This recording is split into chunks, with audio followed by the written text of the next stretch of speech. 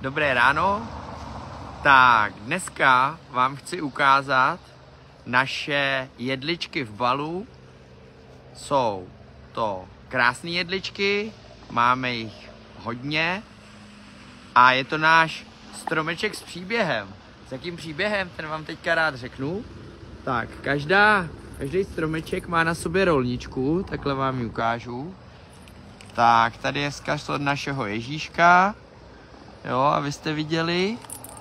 Tak a z druhé strany jsou vlastně QR kódy, který majitele rolničky a stromečku opravňují k tomu, že když si ten stromeček nevysadíte na svý zahradě, u babičky, u dědečka, nebo kdekoliv ve volné přírodě, kde vám to někdo dovolí, tak si ho můžete na přelomu března a dubna vysadit s náma do Dančí Obory k mému kamarádovi, který potřebuje pro Daňky postavit zástěnu ze stromů. Tam to vysázíme, pojedeme od Hamo Systems autobusem, rodiče, děti, tam si je vysadíme a potom si tam ogrilujeme něco dobrýho k snědku a můj kamarád vám řekne něco o přírodě, o zvířatech a o svým zálesáckém životě.